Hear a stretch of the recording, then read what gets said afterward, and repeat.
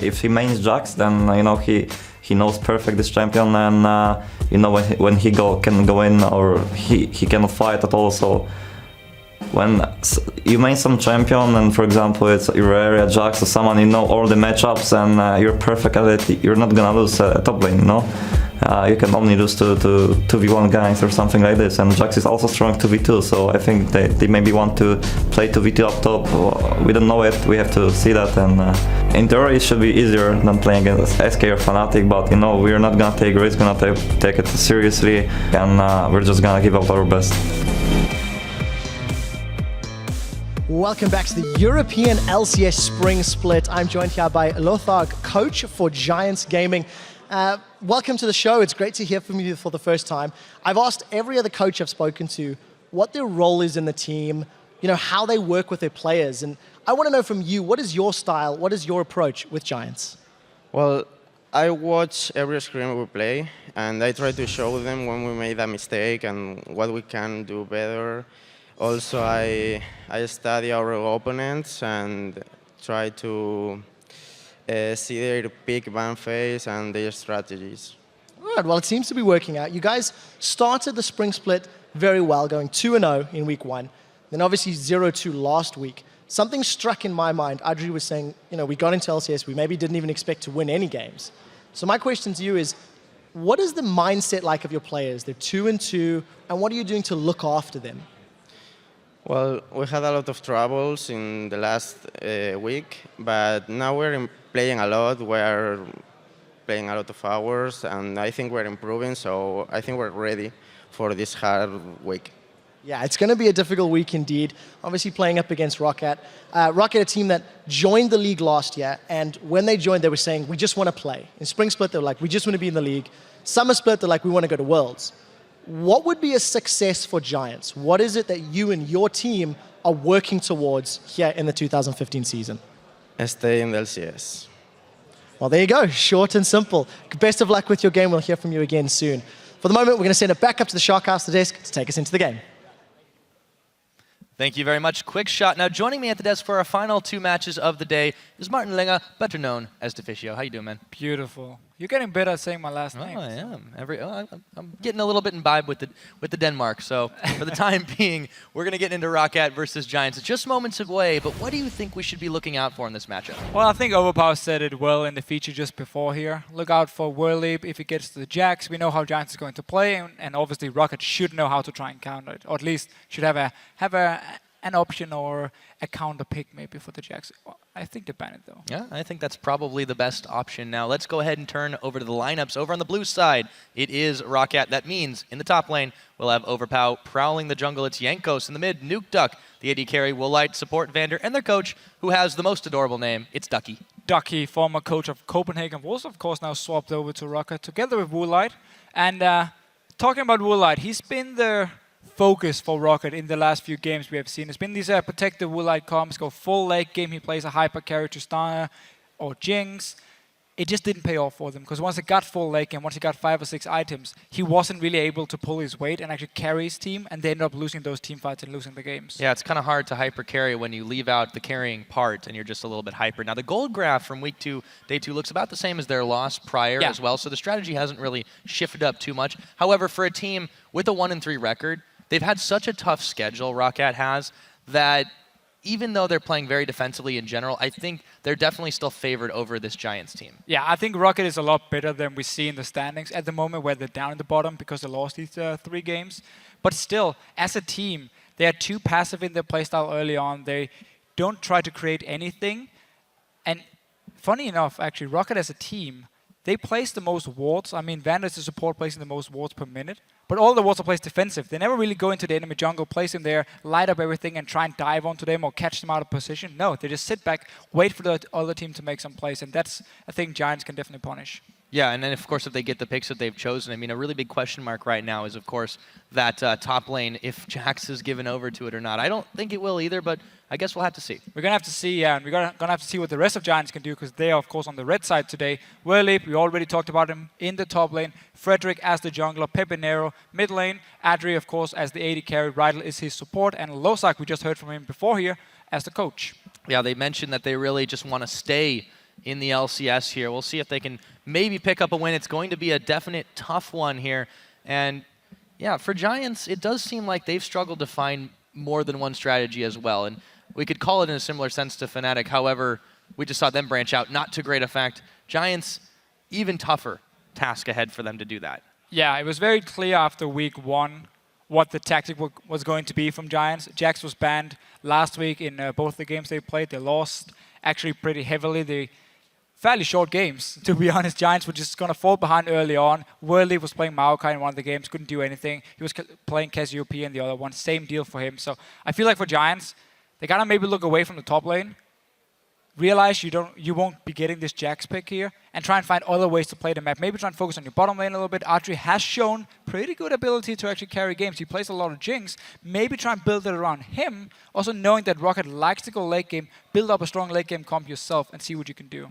Yeah, I think there's definitely a lot of options on the table for them. We'll see exactly how that one does pan out as we're getting into picks and bans here. Game number 4, Giants versus Rocket, starting up. And no surprises, there's the Jax ban. Yeah, no surprise. All that talk from Overpower about how he could play against Worley. Didn't matter anything, you just ban away Jax, don't take the chance. And this is also because Giants as a team, they don't have any other special picks you need to ban away. So you can target that Jax every single time, and you don't really have to worry about giving up too much to the rest of the members. Yeah, Zed banned away as well. And I want to touch on this mid lane matchup because these are two mid laners in a sea of very talented European mid laners that just haven't really shown up the way they've been expected. A lot of hype surrounding Nukeduck's return and Pepinero's debut, and it just hasn't really turned into much of anything. No, when Giants do well, which they did in week 1, Pepinero is very active on the map. He will win his own lane, and then he's going to rotate to the top or to the bottom lane and really start setting up some kills. But when they're losing, he's forced to just kind of sit back, and he doesn't really have the impact on the map we would normally see from him. When Nukeduck played LeBlanc 3 times, very mixed success for him. We had a great game, obviously, last week where he actually managed to get some stacks on he didn't build a Soul Stealer this time around. He actually had quite a lot of kills, got to late game. Couldn't really do anything though. Yeah, now Gnar was left open as Rocket actually bans away Rydell's Thresh. And this is, of course, the champion that the Giants had a victory on. I mentioned it before. That was a potential weak point, was Rydell's champion pool. And then leaves Gnar open, of course. They take it away. Xerath now being figured for Giants Gaming. And they also deny the Narvan combo. Okay, so Xerath actually a ban we often see against Giants because Pepinero is known to play such a good Xerath.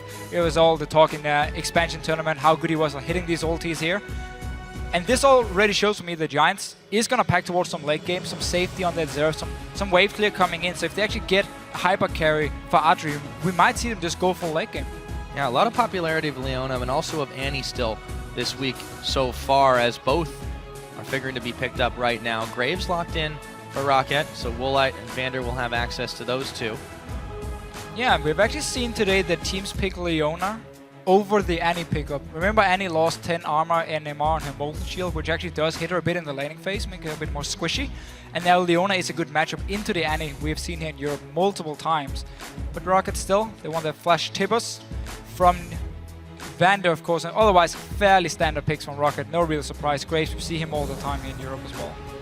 Yeah, no real surprises as you mentioned. And of course the Corki, kind of a no-brainer on this one.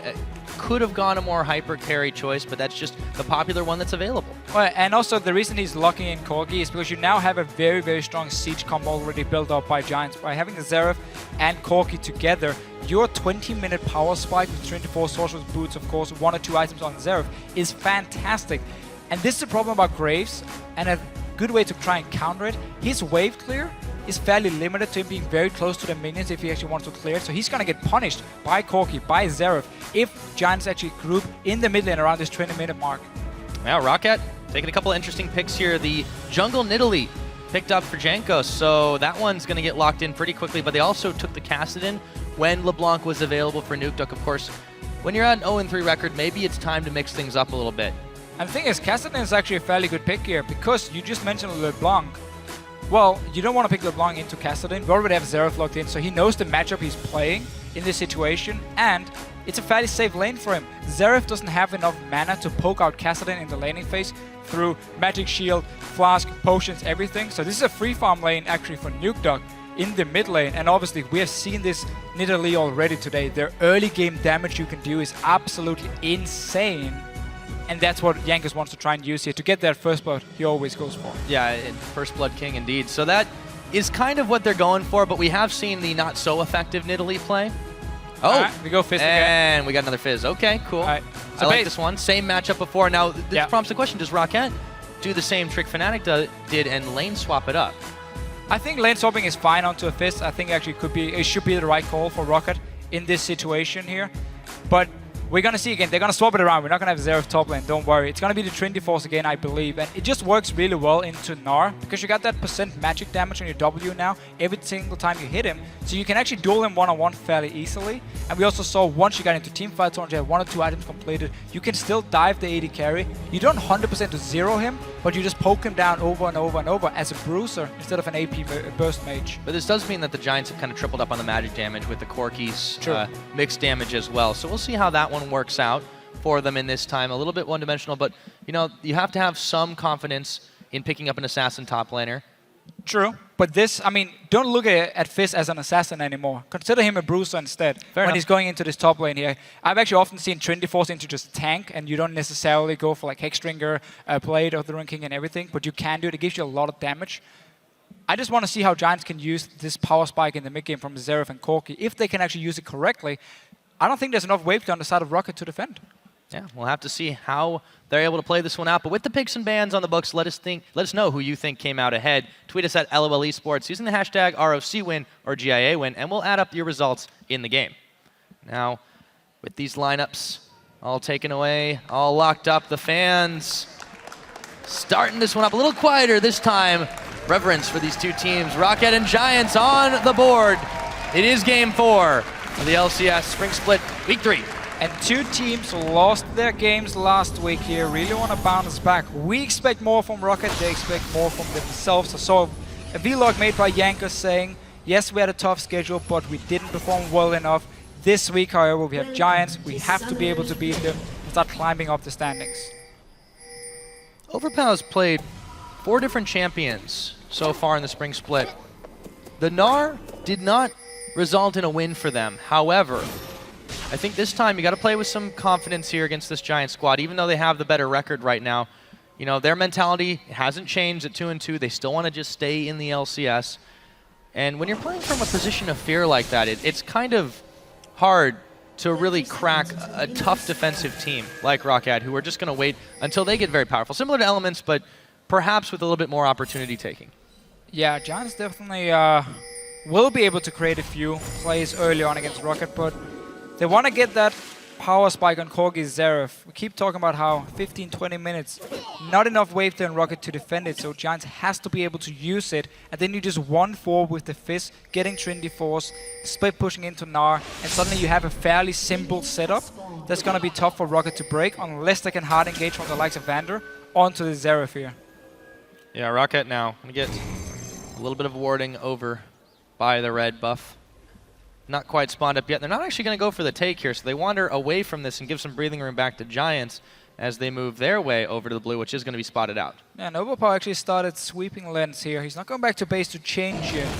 So if we do have standard lanes, which we won't have, as it looks like Giants are going to lane swap in this game here onto Overpower. But in case we did have a lane swap going on, I would expect to see Jankos then really go to top lane, sweep out from Overpower to clear the ward that Willie will place, and then just have Jankos go ham and camp him completely. Because again, this Nidalee, it's all about snowballing early game, because your mid game is fairly weak where you need to build up items, and that's why you need those early kills. Yeah, now, ooh, Pepinero ghosting away as he finds Vander in his lane. He's actually making his way down bottom, but going to be taking the slow path. One summoner burned for virtually nothing, though, so that's quite nice. Quite like the ghost, though, by Pepinero. You don't need your heal in the laning phase against the Kassadin, and that ghost is going to allow you to position yourself late game against all the mobility here from Rocket and kite around, because those late game team fights from Giants, you want to land a poke, you want to kite a little bit, and once Rocket is low enough, you turn around with the Jarvan, with the Leona, and then you just destroy a target. I'm kind of curious that Giants are the ones who initiated this lane swap, but they have been making Overpow's life a little bit hard, and his transition to top lane hasn't been the smoothest he has done his job quite well, but Rocket have had some troubles here. We'll see how they do against this Giants. Flash used immediately by Nukeduck as Rydell makes a roam of his own en route to the bottom lane. Yeah, early roam by Rydell here. Actually not something we have seen from him too often. He prefers normally to sit in his lane and just play with Adri, but now roaming around early. Still staying around the mid lane. He needs to go down bottom lane here to secure Whirlleap and make sure he can actually pick up all this farm and won't get towered over by Rocket. Actually, he's going to run. Yep. Right into Jankos, and actually, no thank you. I'm going to back away from that one. Frederick there, clearing out the Scuttle Crab. And this is a very strange lane swap by Giants, because they're not freezing the top wave, they're pushing it in. And typically, if you push in the top wave, you want to dive the enemy top laner or force him away from the turret. Otherwise, he's just going to sit and get free farm, free XP. Look at Overpower, already on 16 CS. No problem, he's one-on-one against the Corki. He's not even falling behind in XP. So right now, because Giants didn't freeze the top wave or go for a tower dive on Overpower, he's just getting free farm, and that is not a good lane swap by Giants. Yeah, the fact that they had Rydell swap back down to the bottom is a little curious too, just because Overpower could have the potential to solo kill Audrey in this situation. Even though Corki's incredibly mobile, has a lot of kiting potential on Anar, it's still not an optimal situation. You usually want to 2v1 him. Yeah, but again, for Rydell here, simply because they weren't planning on diving on Overpower, he would have nothing to do in that lane. I mean, you're going to sit and look at Overpower farm on the turret, and so what? You're 2v1, you're not going to kill him like that. So he had to go bottom lane and secure farm on Whirlleap, but then as sharing XP, and Jankos around this top lane here, Adri, he needs to be careful. Quick hunt, there's the hop, and Jankos right there. They're going to spend both his Flash and his Valkyrie. He does get away, forces them back with the Gatling gun, but it's the cost of half of his health and a summoner spell. Yeah, and Adri just waited for the spear to come out from Jankos. You need to connect that one to get your full damage. Obviously the 33% extra damage on takedown, which really gives you that high amount of nuke. But mid lane, just a farm fest, not really too much going on here.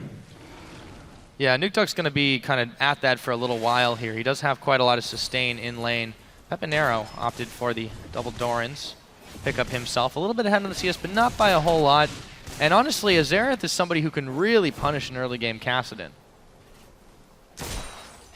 Yeah, at least push him down in the laning phase. He won't be able to kill him. I mean, Nukeduck is going to be safe in this lane. Even now, once he hits level 6, it's going to be pretty much impossible for Pepinero to pick up. So you can just push it down, chip away on the tower, get it fairly low, so once you do group in about 10-11 minutes time with the Corki, that tower should already have taken some damage, and you can then get a free mid-turret. But for now, they have to survive this lane swap, and it's not looking good. Whirlleap is falling further and further behind. There's no answer for Overpower because Giants messed it up earlier when they didn't freeze the wave or go to kill him. Yeah, really questionable decisions coming out of Giants Gaming to start this one off. However, it's still very early into the game. Things can change. It's just a little bit awkward to see them playing this out. They had a comp that looked pretty good on paper, but they just haven't executed on it. Now, Pepinero looking for a roam down bottom. He's level 6 here, and Woolite and Vander are none the wiser. Now they're going to start to back away from this one. Not quite enough to connect that stun, and Pepinero's losing out on a lot of farm for this. Yeah, just a little bit too far away here from Rydell, but you do see a lot of ping wards, replaced by Giants on the bottom side here. So they want to try and create a play. They do have a lot of CC they can stack with the Leona and Xerath combination. Again though, Overpower 44 CS, already hit level 6. It's not even like his tower's taking a lot of damage. That could have been the play from Giants if they kept, I guess, Rydell in the top and try and again poke down that tower. I just don't think they've gotten it down in time to even be worth it. So overall, Rocket can be fairly happy with this lane swap. Yeah, they don't need to get massively ahead. They trust that their later game can do it for them. But the problem here is that Jankos hasn't really done much on the Nidalee except for in that top lane. Now, it was very successful to get the summoner burned, but you do want to start getting ahead on this one. And we saw a similar problem with Kikis in the game with Unicorn's Fnatic earlier. He just wasn't able to get very far ahead on this Nidalee. Yeah, she normally prefers standard lane, so you can set up these ganks. And oh, Pepinero taking a little poke from Nukeduck. Yep, and he does not connect his damage either, so a little bit of a misplay from Pepinero. He's going to be backing to base after that trade in damage.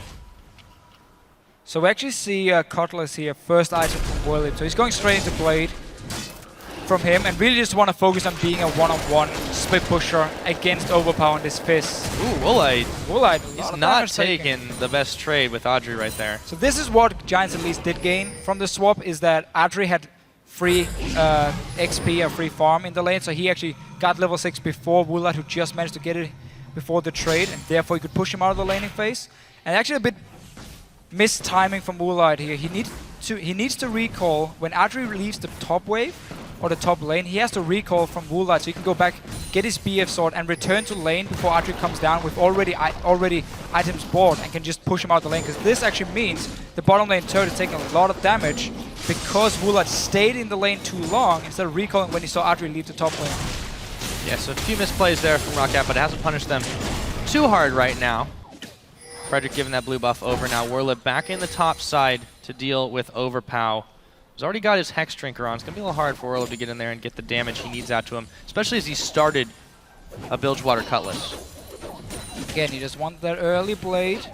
He's also maxing his W this time around, so just purely putting focus on percent health damage from this Fizz. And remember, we typically see Gnar go Hexdrinker into a Warmog, so he's stacking early HP, and that's where the blade and the W really is going to counter it from Werlip in this game here. So you might see Overpower change it up a little bit.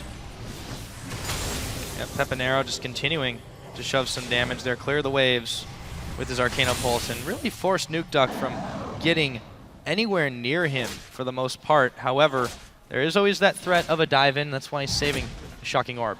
And Frederick in the top lane. Finally, we have the standard lanes, and he can actually go up and camp for his top laner. He's going to wait for Mega Gnar to run out here. Werlip, a little bit, taking a bit of damage from the house. Just now. There we go. He's going to flag and drag. Smite as well, forcing the flash away from Overpow, so they do get the summoner out. And that is probably the cutest recall animation in the game. After being Mega Gnar, which is actually pretty badass as well, where he eats the chopper and he smacks it down.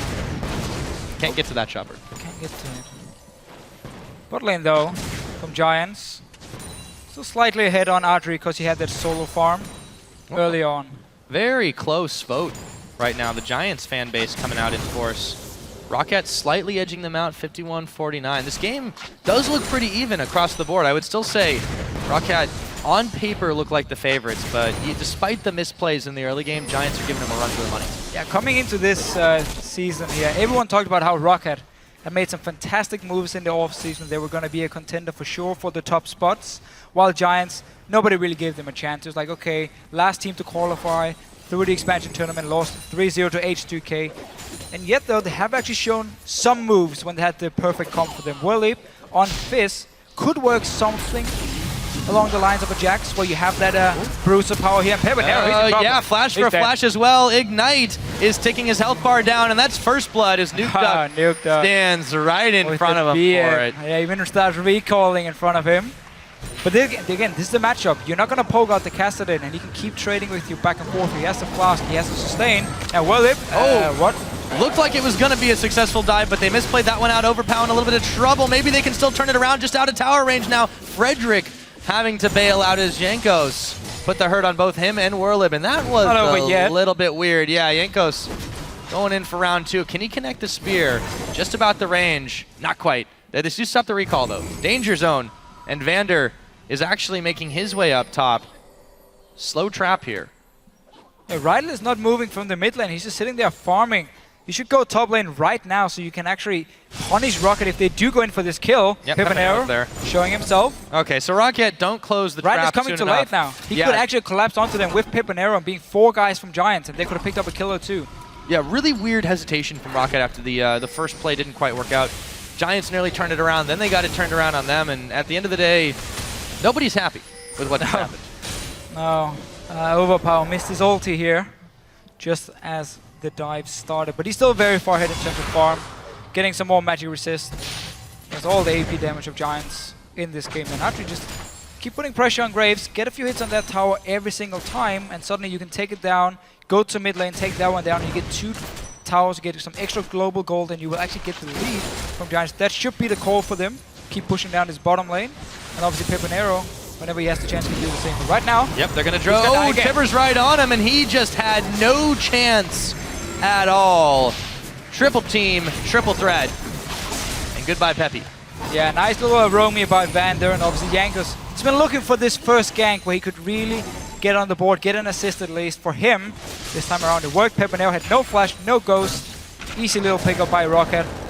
And they were, again, notice the wards that set up beforehand. You have 2 pings in the river just around the mid lane towards the top side, 1 towards the bottom side. So they knew, okay, there's a very low chance Giants has any wards around this mid lane and they have no escapes on the Xerath. We can set this one up fairly easily. It worked for them, got the dragon as well.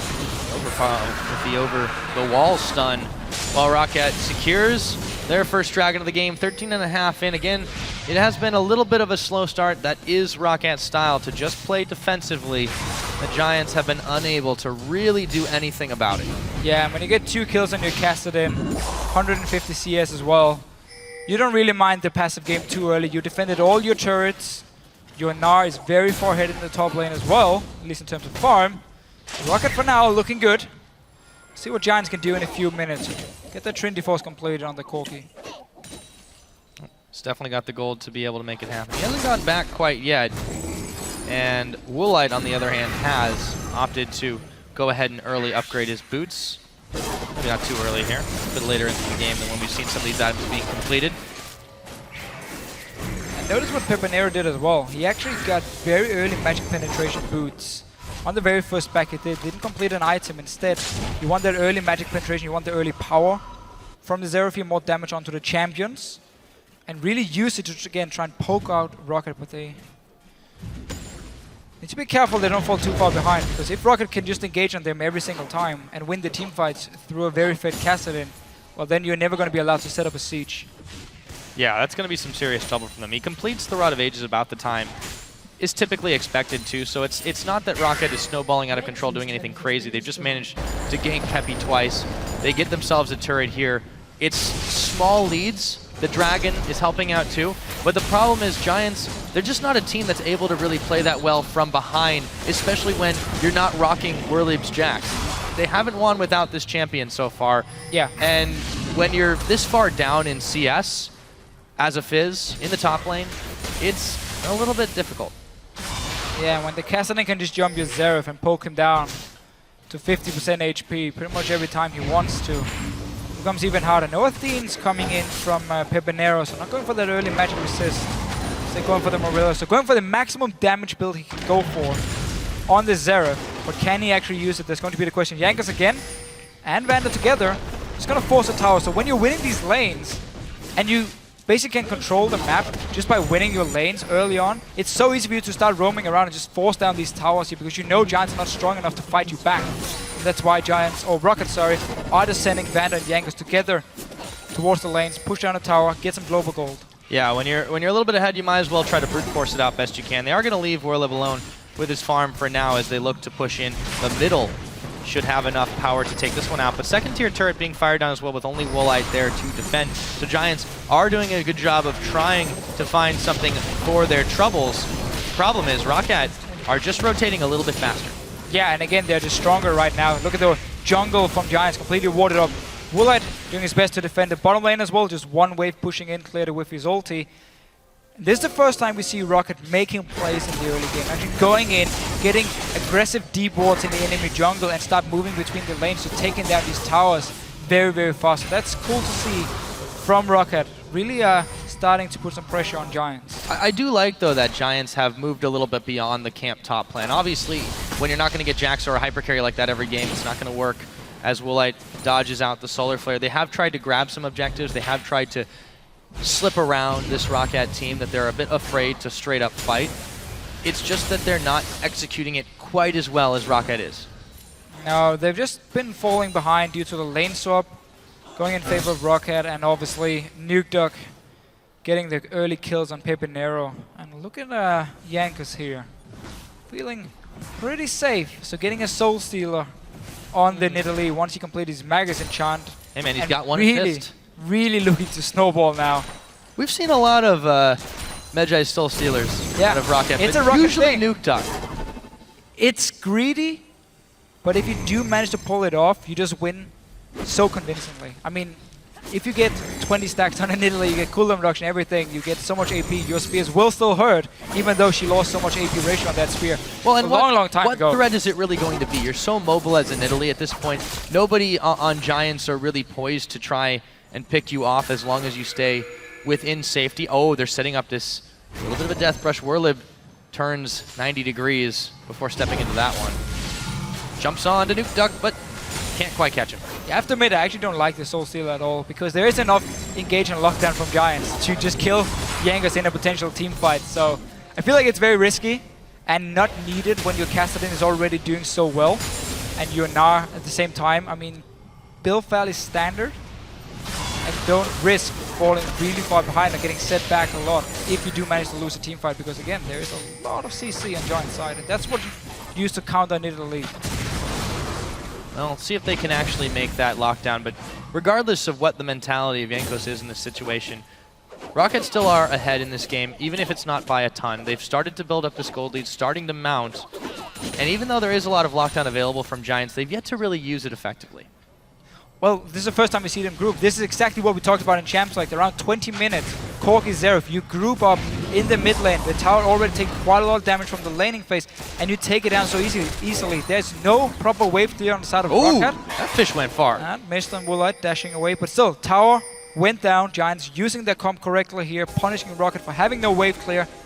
Easy global goal for them. Now ward up this dragon, start poking away with Corki and Xerath, force Rocket away from it, take the dragon as well, and suddenly you are straight back into this game. Yeah, it does seem to be what they're going for right now, but Overpound not too keen to let them have it. He wanders over by the Dragon Pit to see if they can get a collapse on this Giants team. Whirler's been left alone up in the top lane, but he's got teleport available to him. Vander, they actually run right into that pink and don't clear it away. Let's see if they want to try to burst the dragon down fast. It looks like that's exactly what they're going to do. It's going to get started. Jankos, he is locked up, as you mentioned. Has to actually catform away from this one. Right of the Arcane comes out. Woolite eats 2 of them, eats 3 of them. They secure the dragon, but a little bit low. Can they turn the fight? Rydal now in some trouble. Vander's jumped on. He's already going down. They find a big solar flare. Do they have the damage? Frederick and Rydal going low. Nuke Duck picking up the kill. It is a 3-for-1 so far, and Giants have managed to win that fight, even though they gave up a dragon to Rocket. Yeah, but that was a very nice setup by Giants here. Actually, first, they walked into the dragon, set up a few wards, and then backed away, allowed Rocket to go in there and start it, but then the engage came in. You denied the tippers from Vander because you just locked him down instantly, killed him. Multiple kills following for Giants. After he actually chased onto the Nuke Duck, didn't manage to get him. Therefore, he stayed alive, but Rocket now losing another turret. As you mentioned, that Medjai's proved to be a risk there. Let's take a look at how that one went down. Yeah, so again, Rocket has taken control of the dragon, but Giants are in a good position to actually engage onto them. A lot of damage being done while the dragon is being taken. And then you just notice how Vander here, he wants to get the tippers in, stun first with Pepper and Arrow, Rydal joins him, keep him CC locked before he can do anything, and now again the fight is in your favor. Nuke Dog is forced to run away, Jankos can't do anything himself. Whirlleap of course teleported behind as well, and actually managed to get a kill onto Jankos.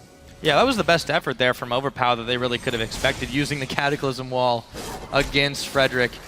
And all the same, Giants, they've grabbed it in back into this game. They've actually got a gold lead now, even though they're behind 2 of those dragons, and they're ahead in towers as a result as well. So nice move by Giants there to take advantage of a moment of weakness for Rocket. Yeah, really punished Rocket for starting that dragon, not respecting Giants and their power spike, because again, the Corki can be much stronger than he is right now compared to the other guys we see on the field. And obviously Xerath with this very early magic penetration, Morel Normicon build, even went towards the Void Staffs and had as much AP as possible very early, and yet Rocket started the dragon, got punished for it in the team fight here. Oh, Nuke Duck, that was poorly timed. Not too big of a hassle though to actually get out. I should have that back in a little bit, but yeah. A little bit showing some weakness and some uncertainty from this Rocket squad. And you know, the issue here is if they do lose this game to Giants, the record is going to be 1-4. And here we go, right of the Arcane. Nuke Duck is able to dodge one of those. But yeah, you don't want to lose this game by any means, because you are just in so much trouble. We've given them a bit of a pass because they played against some really, really tough squads. But if they lose here against Giants, that is going to be something that has to seep inside your head, not in a good way. Should definitely be a wake-up call for Rocket that whatever they're doing at the moment is not working for them.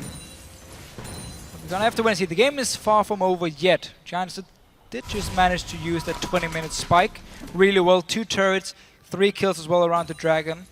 And now Rocket can just kind of like wait it out a little bit. You have 2 items already completed on your Kassadin. You're waiting for second item on Woolite, who hasn't really done too much on this Graves here. He's actually very far behind in terms of items, so he must be sitting on a lot of gold. 1300 as we talk right now. And going in towards the Ghost Blade for him, which typically is an item you take if you are actually looking to snowball on the Graves, because it is weaker late game compared to like a Shiv or a Phantom Dancer.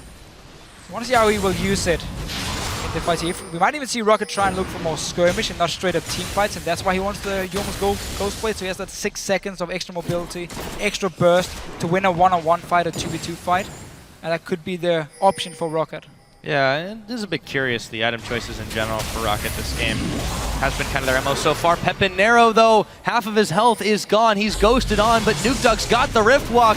Surprise! It's a Frederick, and Nukeduck now is going to have to run his way out. Jankos actually deciding if he wanted to help him out. They're going to back off, so non-aggression for just a moment, but that was a little bit wonky.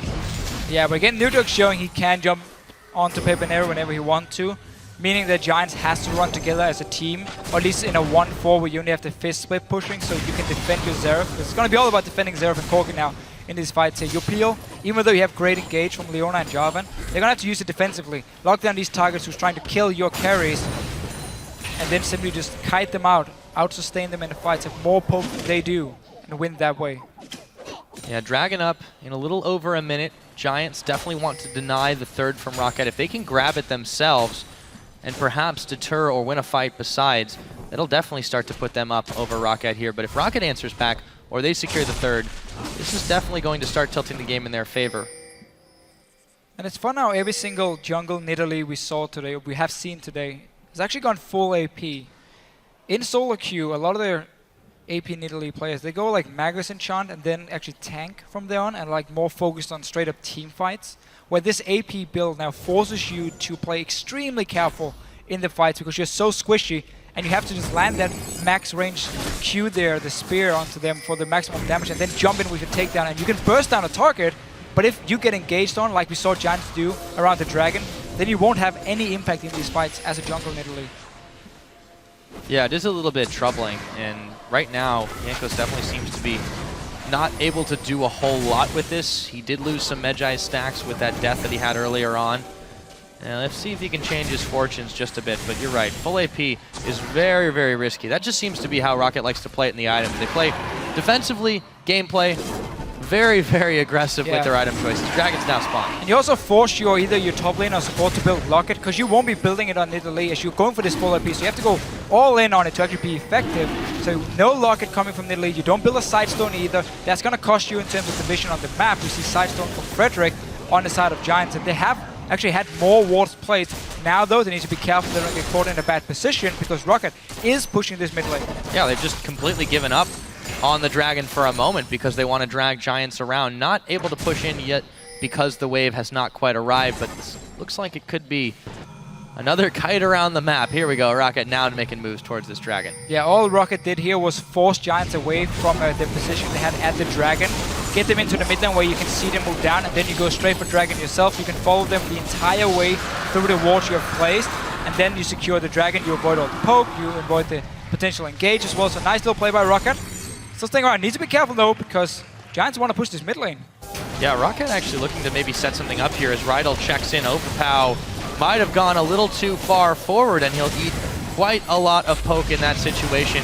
Giants were a little too slow to react to that Dragon, and maybe they're a little too slow to react to this fight. Audrey goes down. Rydal sure to follow as Overpow. Meganar hops right onto him. Wollite saved by the big Gnar from Overpow, dodging out the damage. Wollite just able to barely keep himself alive. They've lost Jankos, but they take everybody away but Pepinero on the side of Giants. It's just the perfect fight here from Rocket. They got the flank onto Giants. Atri as well was standing in the front line. He went down as the first guy from the Giants team here. Really poorly played team fight from them, but Rocket managed to completely capitalize on it. Let's see it again here. Notice how there's no pre-poke coming in from Giants. They're just starting to fight straight away, and that's not how you want to play it. Atri as well, caught in the front line. Nukeduck burst him down. He's dead, he's out, he's gone. And suddenly, there's not enough damage left on the side of Giants. Everyone has to run away. Rocket can clean up the fight, and this was not needed by Giants. They had a good position in the mid lane. They had the wave pushing in the top lane. If you look at the minimap as well, they didn't have to take that fight.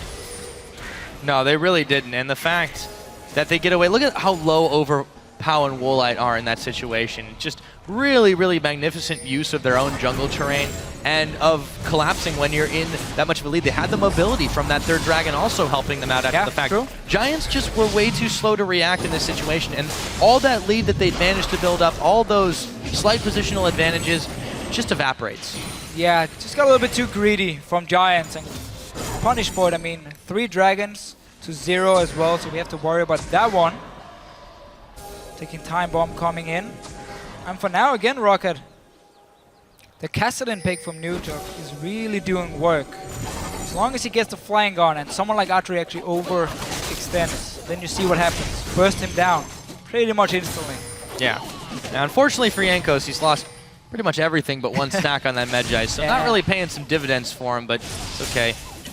Maybe he just wanted some light reading. It works as soon as you're Kassadin, or as long as your Kassadin is pretty much doing everything you need him to. Yeah, talk about the heavy lifting. NewTalk. Again, still don't like the Soul Stealer. Hey, you know, he's stepped up quite a lot this game because NewTalk, we talked about it in the pregame about how he hadn't quite lived up to the reputation that he had from about a year ago when he had last been competing in the LCS, but he really has made some plays this time. Let's see if he can do it again. They're going to chunk down Rydell pretty quickly. Frederick a little bit slow to the party, and a whole lot of CC was stacked right in the middle of that, but all for naught for the Giants as they lose Rydell. And now it looks like in the middle, Rocket looking to push down some minion waves. And Giants, again, they just keep trying to force fights onto Rocket. Don't. Have basically your carry sit back and poke onto Rocket here. Then you will get the advantage. You're going to force them back to base. Suddenly you can move in, get D-boards, get a tower, maybe a Baron, who knows.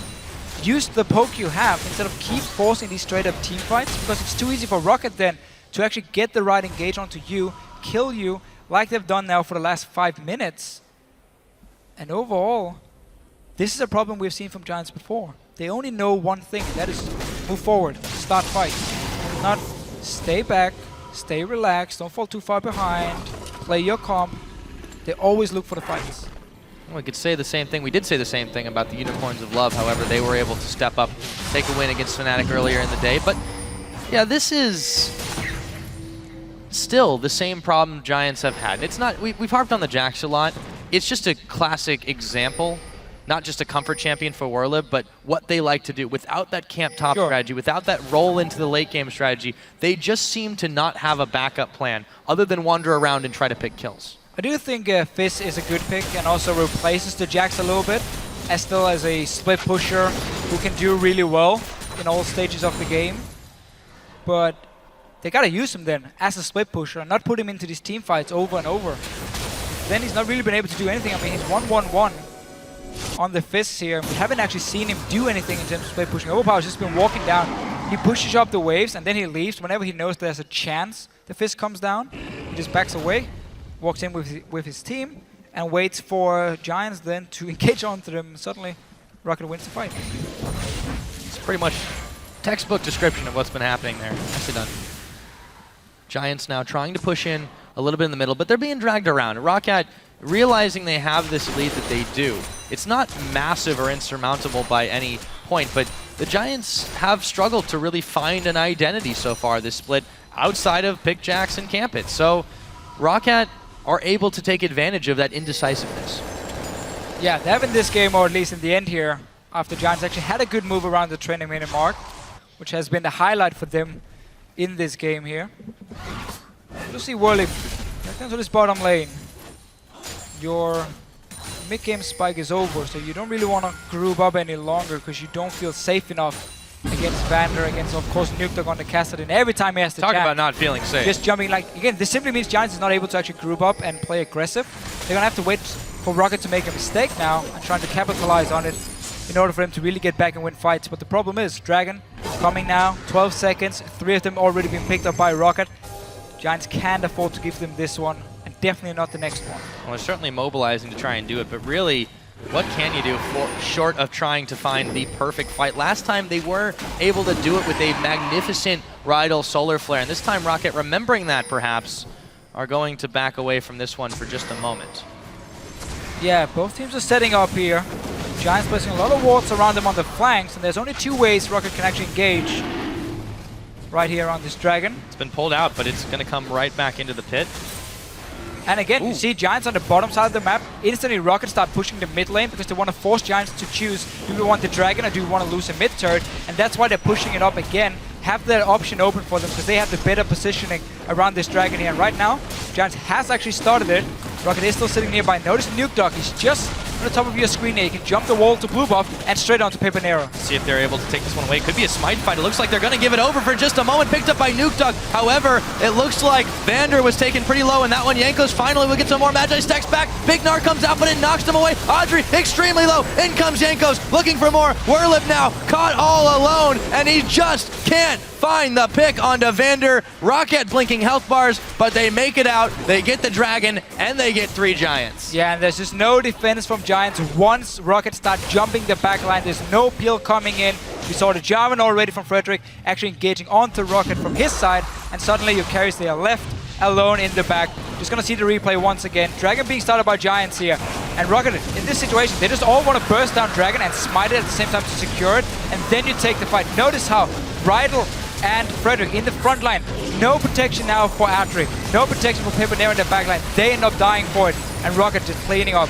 In those choke points, they just do so amazingly well because it just wasn't stacked up. The CC, the damage, Giants didn't have it. Also, Frederick missed the smite. He wasn't able to save that one at all as Nuke Duck took it away. And now the Baron being started. Frederick tries to check in, but there is no way he's able to get in there and check out. Baron taking a little while, however. Red Buff is actually helping out Rocket right now because they're trying to make a decision between trying to go in on this one. Still a tense moment now. Frederick could come in for the smite steal. Baron with the spikes. Rocket a little bit low. Frederick comes in. It's secured by Jankos, however, and Frederick taken down. Rydell might be next. He does not look tanky at all. Nuke Duck gets shut down finally by Pepanero. However, it's a consolation prize and a triple kill for Woolite. Can they get even more? It looks like it. Here comes Werlip, but Jankos says, oh no, you don't. Baron, 4 kills, and they only lost the Nuke Duck. Only lost the Nuke Duck. Let's see it again here. Baron fight. A lot of damage actually from the Baron itself onto Rocket, but now as soon as the smite misses from Frederick, he goes down. Nuke Duck is the only guy caught behind enemy lines, while the rest of Rocket here can just finish up a few kills. Get a top tower as we see on our little pip down here in the bottom as well. So much damage on those spears, and that's the AP Nidalee, but also the AD Graves, and yeah, just complete mopping up after the fact. As much as Werlip tries to make the play, they've just not got enough left in the tank, and now Rocket have 4 members with Baron buff. They can shove wherever they want. They had many ways pushing against them, but now it's definitely in their favor. They've got a solid lead, they've got 4 dragons, and they've taken so many of these objectives on the way. Yeah, they're really looking good right now, and have been for the last 10-12 minutes. Once they started to get the right team fights, and Giants just kept basically running with the head first into Rocket, and now Overpower, Oop. even as a Banshee, so wouldn't He's get able to too hop much. away too. Yeah, he didn't even actually get that one popped, so Do see Righteous Glory actually from Overpower here, so he wants to add some speed up for him, and obviously Vander, so he can come in with the tippers. Not 100% relying on the flash. Kind of weird, no distortion though from Vander. He really wanted that locket, because again, Nidalee doesn't build locket, so you have to get it on either top lane or support. Ooh, nice dash out of the fish. You can see how the gold's really trended. That little point where Giants had a bit of a lead themselves, it just completely evaporated away. And in the last couple of moments, even, Rocket have just started to, I don't even think snowball is really the appropriate word, because it's really, it kind of looks like an avalanche, although it's going up. Yeah, I mean, it was one team fight, you see, just between the 25 and 30 minute mark, where we had that team fight in the jungle. Giants completely split up. Nuke Dog picked up a few kills. Rocket cleaned it up. I believe they got 4 out of 5 at least. 4 kills out of 5. And suddenly, they were just so far ahead. Giants lost their window where they were stronger and could siege on turrets. And from there on and out, it's just been all in favor of Rocket. Again, they have the Baron now. Dragon is going to spawn soon. That's going to be the 5th one for them as well. So once Baron is gone, you go get the Dragon and you just continue pushing. Yeah, and this just seems so difficult for Giants even defending this. I mean, what can they do against this team right now? Can they even grab something back in? Rydell's certainly going to try, but the rest of the team isn't with them. Where did he go? Woolite with another kill. And they can just continue to push this one in. You know, today we have seen so many Leonas just absolutely nuked Deficio. This is Yeah. Leona Death Awareness Day, apparently. It is not the the best champion to play if you're the only guy going in, because you are still support after all. People will just blow you up. So much for tank stats, and there goes the inhibitor as well. Rocket gonna grab that one. Dragon about a minute away. They actually look like they're gonna back here, but they're taking a moment to see if they want to maybe. Oh, actually, Giants on the chase. So they're gonna have to wait it out for just a moment. Giants has to go straight down to this Dragon here once Rocket recalls, ward it up completely, and try and take a fight where you land a bit of poke beforehand. Because if you just give it up for free to Rocket, you're gonna lose the game anyway. They're gonna be way too strong. You're just gonna push up mid lane, top lane, whatever, and just kill you. Yeah, and I love how they staggered their backs too to not give Giants an opening to do just that. Big Wave pushing against Rocket on the top side, but I don't think they're too worried about that. Overpow's still got his teleport available. He's actually gonna go clear the wave first. However, Audrey and Frederick will secure the crab, so at least they've got that going for them. Need them deep wards. They have some wards placed around here. We still love a few more, just to really make sure you can see everything. We also see Rocket on the other side. They know they want the Dragon, but they also know Giants is sitting in there. Oh, Vander! That's why you've got Moby Boots. Dodging around. Fancy feet from Vander. Teleport coming in. There's going to be a fight. Looks like that is the case. You can see Peppy hanging around the backside of it all. Megan are on 6 seconds on this Dragon. Neither team keen to really get themselves locked up too far into the pit, but Rocket so far ahead, they should be able to just start to chunk this one. Frederick's actually on the backside of the pit, and unseen to the Rocket eye, but here we go, Rydell going in. Can they maybe find the fight? Woolite, Frederick jumping in. They found Woolite. Can they blow him up? No, he is just too big. Rydell now getting chunked out, and Audrey bailing out. Jankos coming up with the pick. 4-4-0. Can they make it more? It looks like it. Double kill for Jankos. That's the ace. Forget Dragon, boys. We're going to end the game. And we now have 20 stacks on the Soul Stealer from Jankos. It didn't work for him earlier, but he's just picking up so many kills here in the late game. Rocket pushing straight into the Nexus. Yeah, I don't think there's really much Giants can do. They have to be alive first, and those death timers a little unforgiving at 40 minutes into this game. Towers being shredded, Nexus going down, and Rocket come up with win number 2 over Giants Gaming. GG, well played. And honestly, this game, it was Giants misplaying their composition. We never got to see the fist split pushing. We had the one window around 20 minutes where they did it right, took a bad team fight after, and from there on and out, they couldn't do anything. The whole comp fell apart. Rocket became too strong in the 5-on-5 team fights. And obviously, Nuke Dog on this caster, 2 early kills, and so good in every single team fight at finding the right flanks onto Audrey, onto Pepinero, nuked them down, forced them out of the fight before it even started, and then Rocket could just take everything. Yeah, they managed to pick up a very important second win here, and now a lot of people would have called them favored despite, of course, the record over Giants, but it's an important mental victory for them to be able to grab that one back in. They go into tomorrow with a little bit more confidence, especially considering, because they will be, well, they're facing off MeetYourMakers, so maybe it's not going to be as tough of a week for them, but still, yeah, a little relieving after what was a very, very rough first 2 weeks, but all smiles now for this Rocket squad. All smiles, and Jankos being denied a handshake from his own coach here. Brutal world to live in. They didn't approve of the Soul Stealer. That's because that's the Soul Stealer. Anyway, though, for Rocket, I mean, yeah, this week you have Giants, you have MOM tomorrow. We saw them play early against Elements, a very one-sided game for Elements. So this should be a 2-0 week for Rocket if they want to again show how good they can be. And obviously for them, right now here in the Spring Split, it's going to be all about getting top 6. You want to get into the playoffs, because again, it's still a fairly new lineup you have here. You want to get the synergy going. You want to make sure you have the correct playstyle with the likes of Nuke Dog and Woolite on their side. We saw a little bit more refinement that game from from Rocket, excuse me, as well, because you saw them again doing a pseudo protect the Woolite, but he wasn't on a hyper carry, so he wasn't the only priority target. Of course, Nuke Dog on that Caston got much more farther ahead than him, but in those fights when Woolite got taken extremely low and the focus was all on him, they did manage to peel away really good timely Gnar ults. And really, honestly, Gnar, I think the Gnar play around the European LCS has leveled up on a whole, because it's just been some really, really massive plays this week and really, really well done on Rockat's side. So I was impressed by that. Yeah, it was very cool to see how Overpower didn't decide to be in the front line. Instead, he was looking for his AD carry and just protect him as often as he could. And he managed to time the Mega Gnar so well. It's actually a thing when we watch these games here, especially in Europe, with the Gnar. So often we see teams who mistime the Gnar ulti, and like they start a Dragon when he's sitting on 0 and he's not gonna hit it during a fight, and suddenly they lose the team fight. This game here, Opa actually timed it pretty well. He was a part of every single fight. He picked up 18 assists, not a single kill, not a single death from him either. Just full tank Gnar, protect his carries, working out for Rocket. Yeah, really worked out for them. And, you know, again, 2-3 record may not sound like the greatest, but of course, this is a easier week for them. Mentally now, you've got that extra win on the board. You can go forward and just prepare for MeetYourMakers and get yourself, you know, to a 3-3. Hopefully, that's what they're looking to do. And even though they've still played very defensively and, of course, still hit a bit of a snag there at that point when they lost the fight at the Dragon Pit, they looked much better as a team overall. Yeah, I have to say, early game was better from Rocket than we've seen before, and they won the lane swap easily because we saw the Giants fast pushing top lane and then just leaving. Yeah, well, a lot of that I want to put on Giants, maybe misplaying yeah, of it, but course. still. So Giants misplaying the lane swap, and obviously Rocket is saying, fair enough, we take this, we get a fully farmed up Gnar. That's perfect for us. And then they actually used Jankos and Vander to go between the lanes and take down these early towers.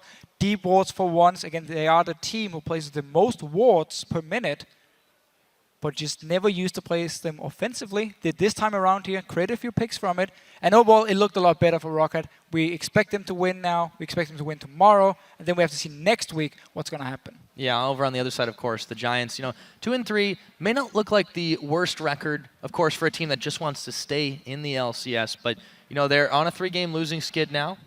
It's not going to get any easier from here on out now that a lot of teams have sort of figured out some of that one-dimensionality, but we'll see if maybe they can go forward and come up with some different stuff. I do like the experimentation a little bit. They played the game a little bit differently. They had some, you know, moments of brilliance. Sure. Perhaps if they can just take that, refine it a lot more, they can start to be contenders because you know, they still have a more or less decent record to start off, and a lot of teams haven't taken them too lightly as a result. I mean, look at this game here. Had the lane swap actually worked out for them, had they misplayed the lane swap, and then had they actually stuck to their what they did at 20 minutes, where they grouped up and started poking and not straight up team fighting against Rocket or taking a bad team fight at least, they could actually have won the game because they were in a pretty good position. They were ahead in gold. They just won that team fight at Dragon as well. It was looking good for them. And then you suddenly see the misplays coming in, and from there on out, they didn't know how to come back from it.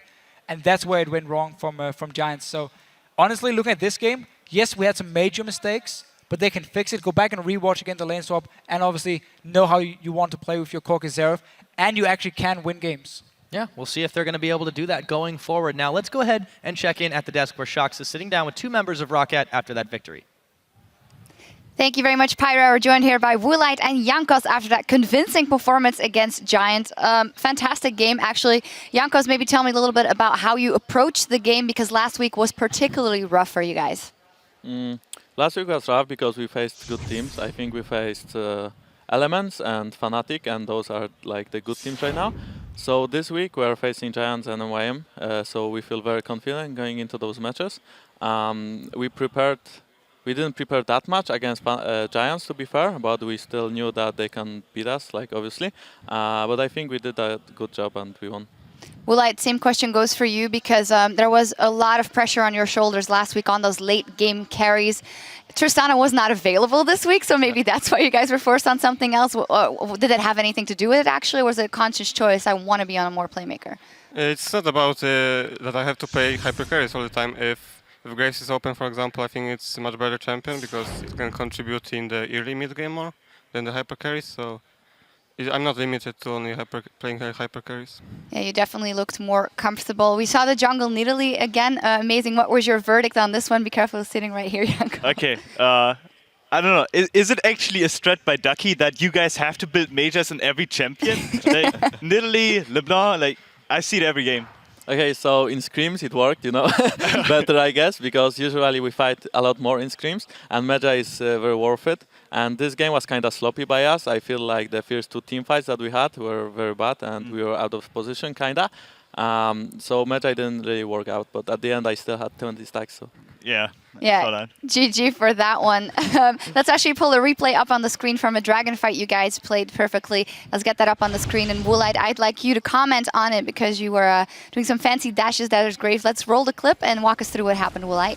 So they were starting the dragon, and we kind of wanted to fight them. And then they engaged. We were forced to go on Jarvan because he was closest. He just like kind of suicided.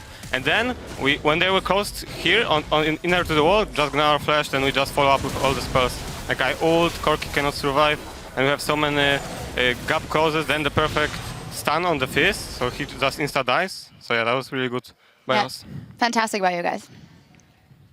By the way, like I saw you building like Humus as a second item. Was that actually a conscious choice because of the enemy team composition, or was it just you actually snowball out of your lead?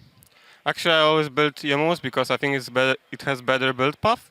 You can buy longsword if you don't have money for BF in lane, and then transfer it into early brutalizer.